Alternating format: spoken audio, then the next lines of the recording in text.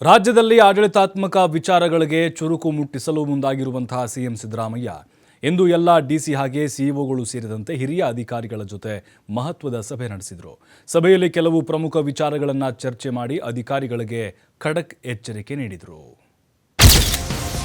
ಜಿಲ್ಲಾಧಿಕಾರಿಗಳಿಗೆ ಸಿಎಂ ಪ್ರಜಾಸೇವೆಯ ಪಾಠ, ಮಹಾರಾಜರ ಭಾವನೆ ಬಿಡಿ ಎಂದು ಎಚ್ಚರಿಕೆ.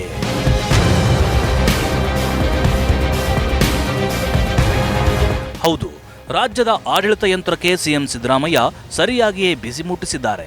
ಡಿಸಿಎಂ ಸಚಿವರು ಒಳಗೊಂಡಂತೆ ಐಎಎಸ್ ಅಧಿಕಾರಿಗಳ ಸಭೆ ನಡೆಸಿದ್ರು. ಕೆಲ ಅಧಿಕಾರಿಗಳ ಕಾರ್ಯವೈಖರಿಗೆ ಸಿಎಂ ಅಸಮಾಧಾನ ಹೊರಹಾಕಿದ್ರು.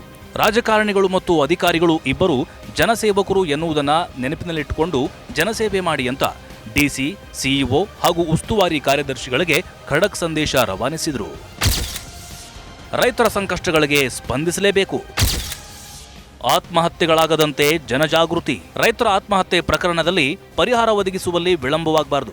ಸದ್ಯ ಕಾನೂನು ಪ್ರಕಾರ ಪರಿಶೀಲಿಸಿ 1003 ಅರ್ಹ ಪ್ರಕರಣಗಳಲ್ಲಿ 994 ರೈತರ ಕುಟುಂಬಕ್ಕೆ ಪರಿಹಾರ ಒದಗಿಸಲಾಗಿದೆ.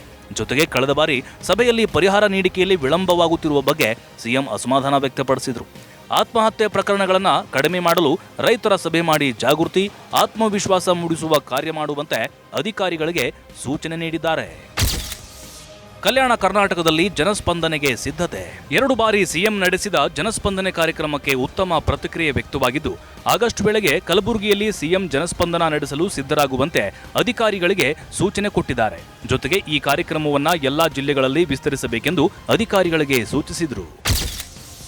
ಎಸ್ಎಸ್ಎಲ್ಸಿ ಕಳಪೆ ಫಲಿತಾಂಶಕ್ಕೆ ಮತ್ತೆ ಸಿಎಂ ಗರಂ.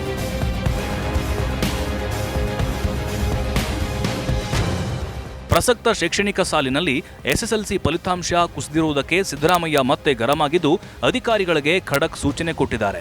ಕಳಪೆ ಫಲಿತಾಂಶಕ್ಕೆ ಪರೀಕ್ಷಾ ಅಕ್ರಮಗಳನ್ನು ನಿಯಂತ್ರಣದಲ್ಲಿ ಇಟ್ಟಿರುವುದೇ ಕಾರಣವಾಗಲು ಸಾಧ್ಯವಿಲ್ಲ. ಡಿಸಿಗಳು, ಸಿಇಒಗಳು ಹಾಗೆ ಶಿಕ್ಷಣ ಇಲಾಖೆ ಅಧಿಕಾರಿಗಳಿಗೆ ಹೆಚ್ಚಿನ ಜವಾಬ್ದಾರಿ ಇದೆ. ನೀವೆಲ್ಲ ಒಟ್ಟಿಗೆ ಮುಂದಿನ ಫಲಿತಾಂಶ ಹೆಚ್ಚಿಸಲು ಪ್ರಯತ್ನಿಸುವಂತೆ ಡಿಸಿ, ಸಿಇಒಗಳಿಗೆ ಸಿಎಂ ಸೂಚನೆ ನೀಡಿದ್ದಾರೆ.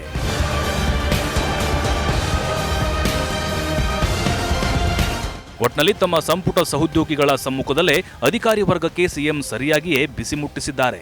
ಇದು ಎಷ್ಟರ ಮಟ್ಟಿಗೆ ವರ್ಕೌಟ್ ಆಗುತ್ತೆ ಎಂಬುದೇ ಸದ್ಯದ ಪ್ರಶ್ನೆ. ಕ್ಯಾಮರಾ ಪರ್ಸನ್ ರಾಮಕೃಷ್ಣ ಜೊತೆ LN ಸ್ವಾಮಿ, ಪೊಲಿಟಿಕಲ್ ಬ್ಯೂರೋ, TV5 ಬೆಂಗಳೂರು.